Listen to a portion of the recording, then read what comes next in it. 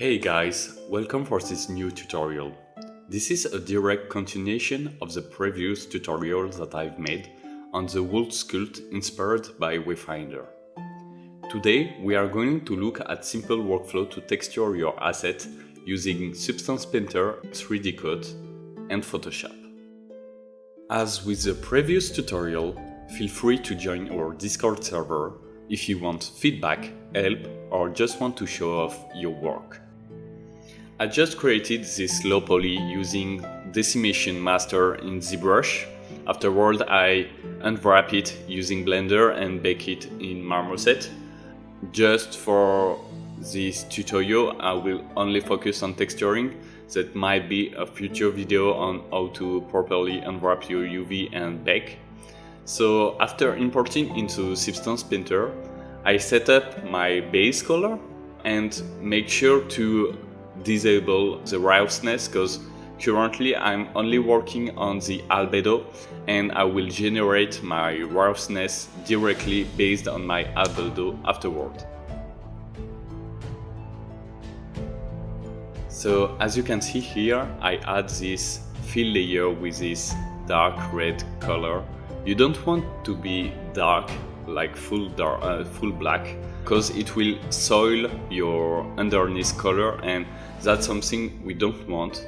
Having this kind of dark red color in multiply will saturate a bit more the albedo underneath. Afterward, I create a position mask to enhance and create a little gradient that will drag the focus on one specific area of my object.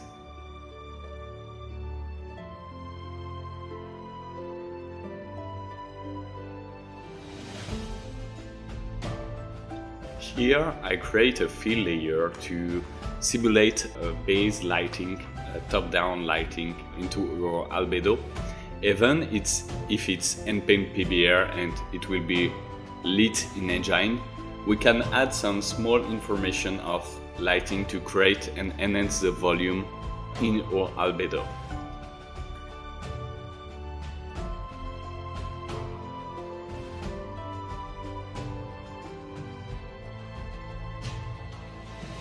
Here I reuse the same color to create my base curvature on this mesh. Instead of using the curvature generator that is a bit too generic, I use the thickness map that can have a way more soft and interesting effect on the albedo. That's a cool stuff that Camille Delmel teach me, and that's really awesome because it can be a great base and that will be repainted afterward, of course, but will be way less generic than a curvature.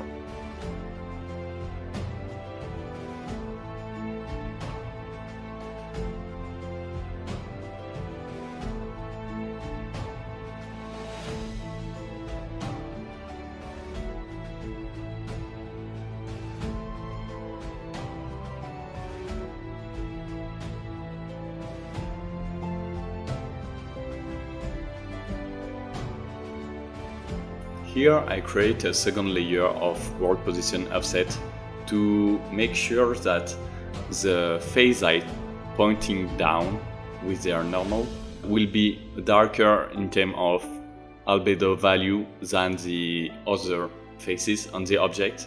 This is also to enhance the global volume of my texture.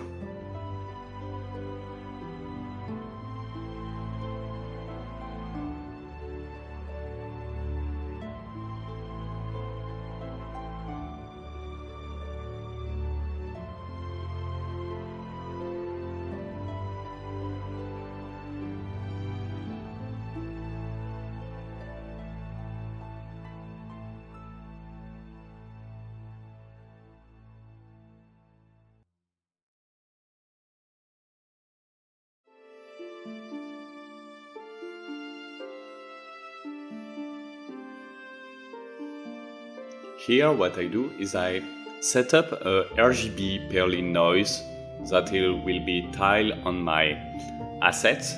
I use this technique quite a bit because it allows me to create some subtle color variation within the base of the albedo, so before the repaint, and afterward, when I will repaint in 3D Cut and Photoshop, I will have some subtle variations that will be on the existing layer. So when I will pick color and repaint, I will propagate those variations onto the rest of the texture. Here I just create some single fill layer per plank to adjust the feeling that I want in multiply, so I can tweak a bit, have a little different in terms of base value of each plank and a little U shift on each planks also, so that's kind of a technique to create variation too.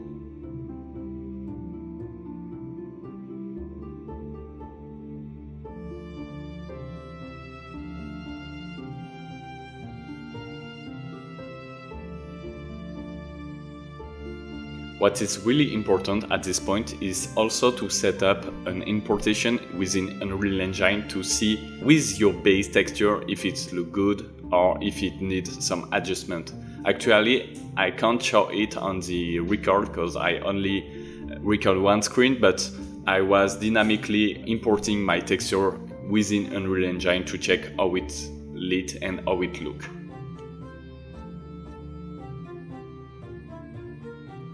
Here I just export my albedo to 3D Cut because I don't want anything else due to the fact that I will generate my roughness directly based on my albedo.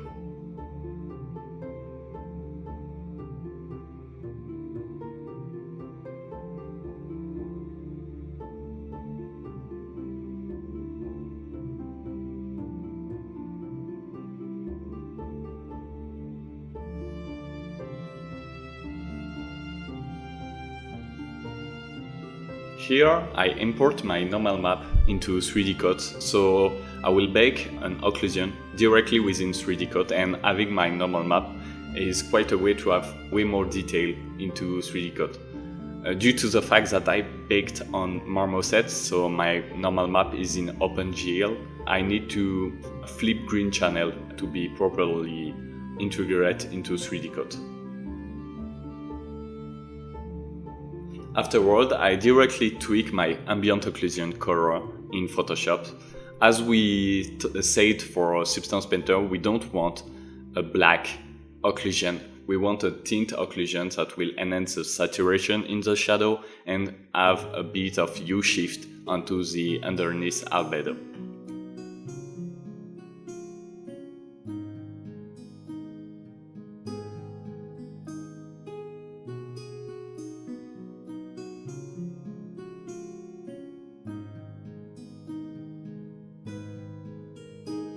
Now that I'm happy with my occlusion, I disable my perspective, make my camera in front face and export the projection into Photoshop.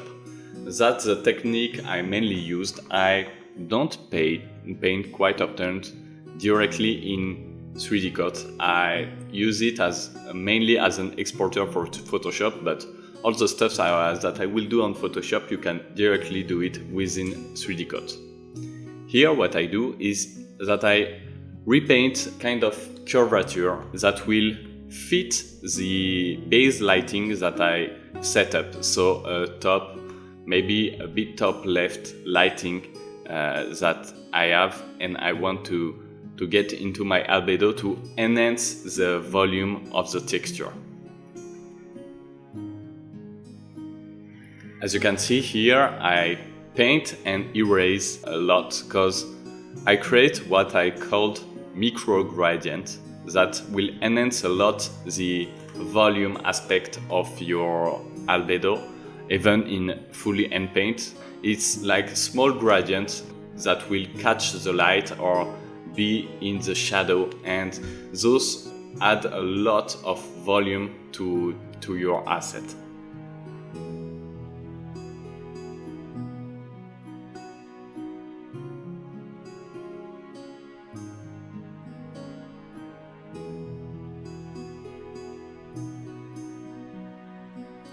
For the other plank, I speed up the process so you can still see it, but I don't want to repeat myself.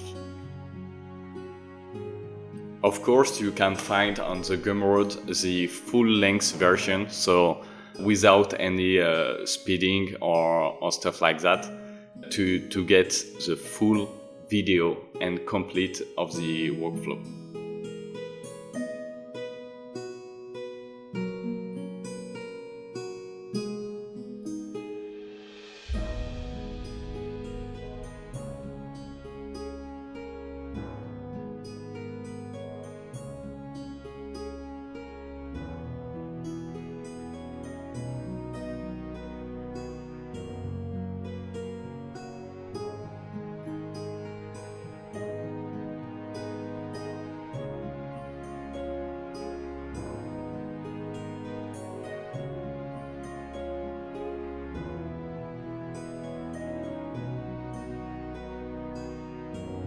Now I will create a base color variation into my planks. So to do that, I like to paint some rough color on top of my base albedo, and afterward I will reduce the opacity of the layer so it will blend a bit more, and of course afterward repaint it and add a bit of logic into this painting and to make the wood feeling. And as you can see here, after creating this new layer, this is quite just paint. I don't think there is a lot of things to say. It is a lot of feeling, contrast and basic 2D rules.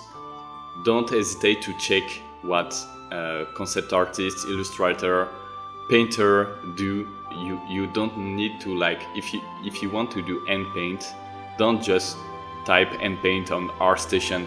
Go take a look at some really awesome painter in 2D, really traditional painting. That's a lot of stuff that can help you improve your painting.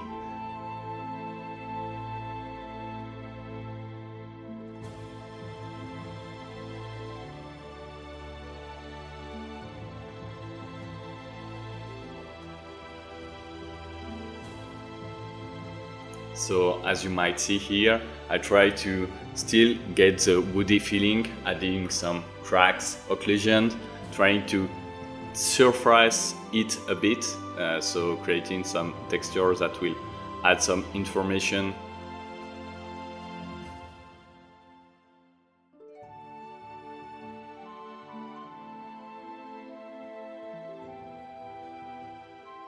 Keep in mind the base volume and lighting that we'd set up, the top down and a little left.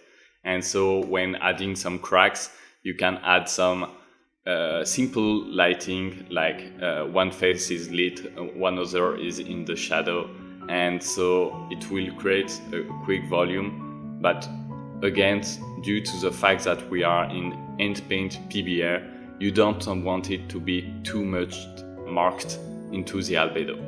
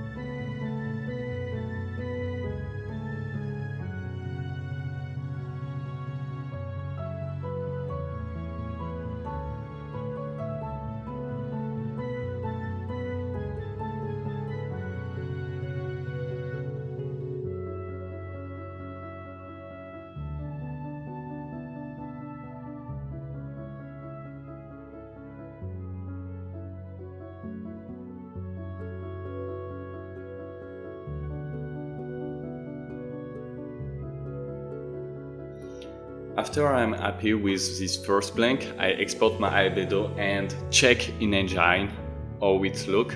Also, I show you a quick way to generate a roughness based on your albedo. So to do that, what I just do is desaturate my existing albedo and after that tweaking the value using a curve modifier on top of that. So it's really simple, and I already made a tutorial with a more advanced way to do it, so don't hesitate to check the link in the description.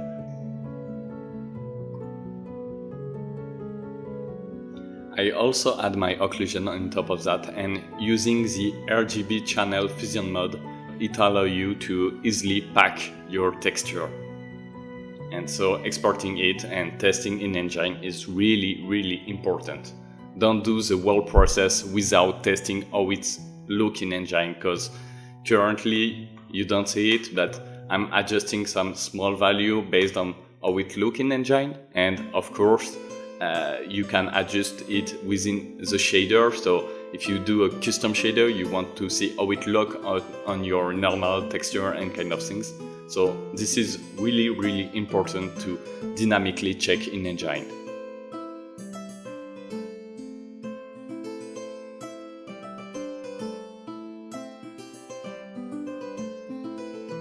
Those two tutorials were inspired by the awesome work made by the Airship Syndicate team on Wayfinder, and also the outsourcing team that worked on it. So go check their airdrop and all the stuff they made, because this is a really awesome source of inspiration. Please make sure to take a look at what they done, and that will also help you a lot if you want to learn this kind of style.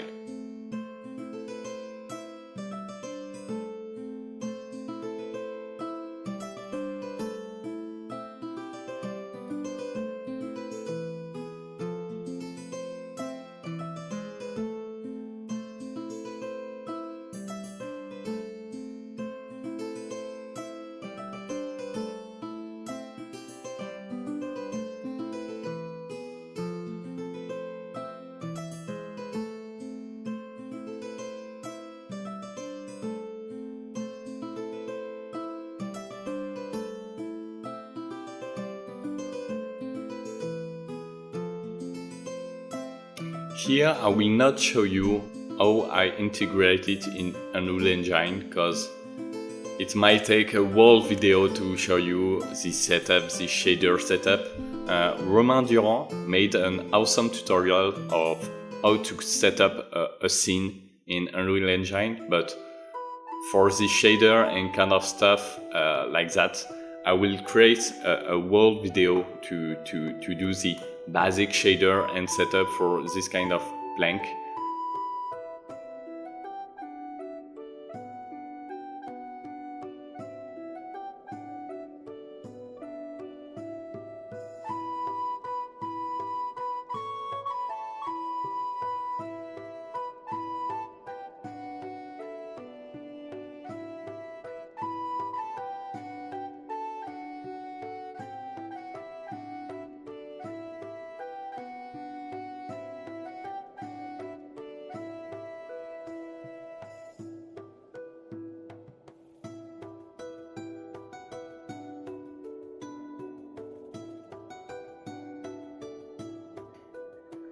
Here I just update my occlusion roughness packed map with my new albedo.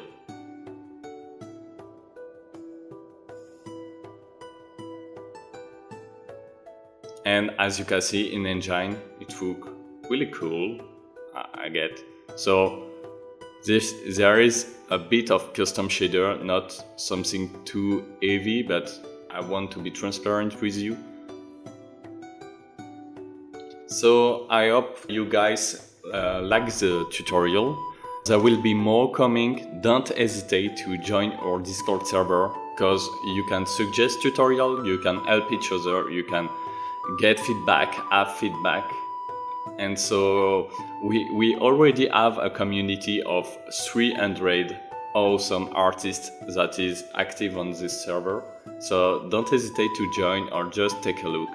There is some really cool stuff, and there will be update of all the upcoming tutorial on it. See you soon, guys. Bye.